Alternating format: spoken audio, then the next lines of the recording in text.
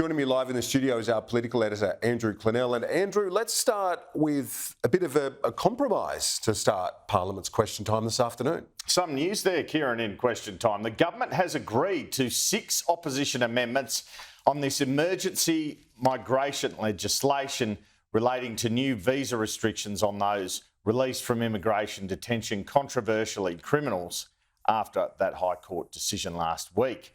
As I understand it, after Peter Dutton blew up in the House on this rushed legislation this morning, 5 government ministers, led by the acting Prime Minister Richard Marles, went around to see Mr Dutton in his office and placate him.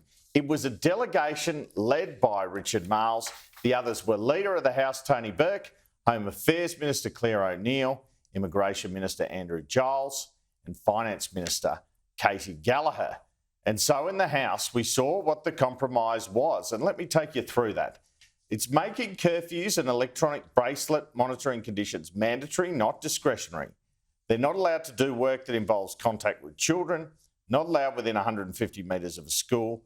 Controversially, as well as the mandatory electronic bracelets, is mandatory minimum sentences for those who breach their visa conditions. Unclear at this stage how severe they are. The maximums in there are 5 years. Let's have a listen to Richard Marles outline this, surprisingly, this compromise at the beginning of question time.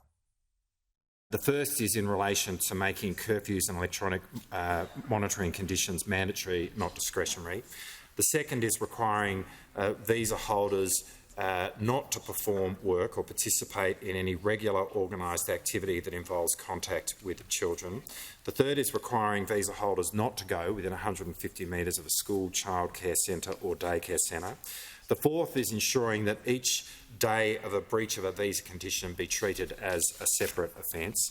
The fifth is that if there is a visa holder who has been convicted of an offence involving violence or sexual assault, allowing the minister to put in place a no contact condition in respect of that individual.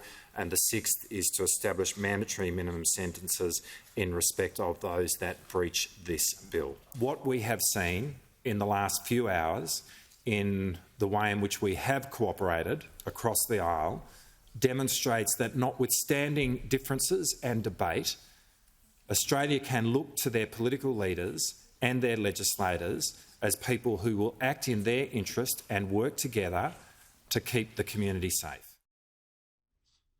Well, what a contrast from this morning. It's almost a reverse Tampa situation where John Howard tried to get Labor on board on that emergency legislation on asylum seekers in 2001. Except this time it's Peter Dutton hardening up the stance of a Labor government. It's quite clear that the government has had its eye off the ball when it comes to these immigration detainees with significant criminal records, and the fact the High Court was about to order their release. And it defies belief that this matter was not dealt with earlier in the week when the Prime Minister was here, as opposed to now when he's in San Francisco for APEC. There was a full Cabinet meeting on Monday where the plan was not for this emergency legislation we've seen introduced today, which includes all of those conditions for the 84 detainees we've just outlined. Some have been convicted of murder or paedophilia offences. The former detainees, as I said, face up to 5 years jail if they do the wrong thing by these laws. So after pressure from the opposition and the media, the government rushed this legislation in today after what appears to have been a special Cabinet meeting yesterday. And I've been unable to establish, because the government won't tell me, if Anthony Albanese or acting Prime Minister Richard Marles was at the helm of that meeting. I know Marles was the leader in charge of caucus saying yes to this last night, and we see how he's taken charge again today. But even before the rush of the past week, the government had plenty of signals they might have to prepare for the release of these detainees. Justice Jacqueline Gleeson of the High Court told the court, in this case involving this detainee who was making the appeal to get out of indefinite detention, NZYQ is known as, in June, quote, "It seems to me that on the current state of affairs, the applicant is almost being left in a, I think, hopeless, seems to be more of an accurate assessment of his situation than no real likelihood or prospect, that's of deportation. And it does trouble me to think that while this case is before the court, no one may be turning their mind to the inevitable deterioration of a person who is in a situation of hopelessness.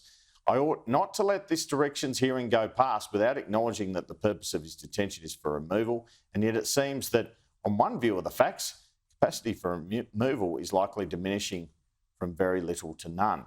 So that sounds like the detainees going to win. Where was the plan? On Tuesday in Parliament and yesterday morning on Sunrise, the Home Affairs Minister Claire O'Neill was saying they didn't even need legislation. Speaker, the Parliament has heard about the stringent visa conditions that we have put on these people, the strictest possible that are available under Australian law. What this means is that these people are restricted to certain types of employment. They must report in person to authorities, in some instances daily.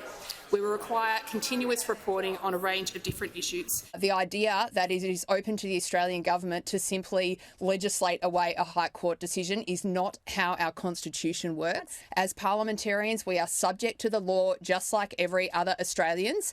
The High Court of Australia has made a decision. The Commonwealth Government argued that these people continue to be kept in detention. I wish that they could be kept in detention. If it was up to me, I would keep them in detention. I can't do that. The High Court has made a call. They have told the government what to do. They issued a writ to tell the government to release these people from detention last week. We must follow the law.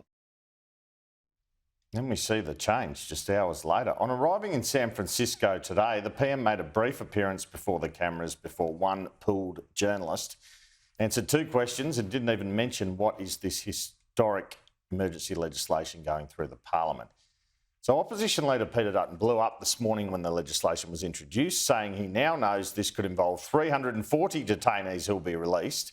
He said, why doesn't Labor act to re-detain those they've let go, and said the PM should be here for this.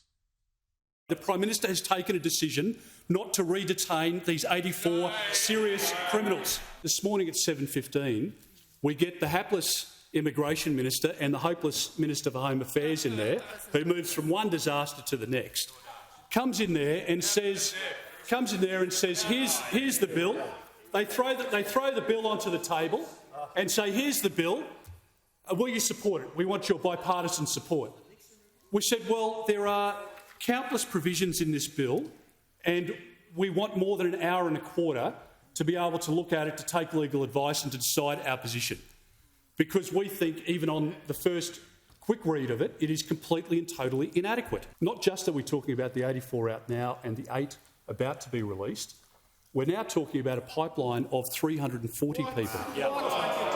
And potentially more beyond that.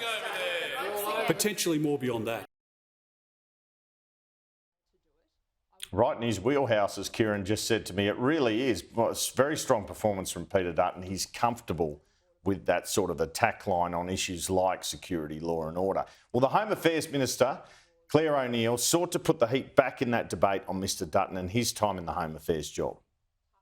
Now, the Leader of the Opposition loves to present himself as a tough guy on the borders. He never wrote laws as tough as this, Speaker. He never wrote laws as tough as this. These laws will allow the Commonwealth to make sure that we have electronic monitoring. OK, so in case you're wondering, the only people who voted against the legislation, the Teals voted for it, were the 3 Greens MPs in the House. Max Chandler-Mather, we revealed, is on paternity leave. And Senator Nick McKim from the Greens has called it the government's Tampa moment. It does bring back memories of when John Howard rushed legislation through in 2001 to allow the SAS to board the Tampa ship full of asylum seekers, a seminal moment in the handling of border control in this country. A bit different to the extent, Kieran, that none of those asylum seekers were accused or convicted criminals. Yeah,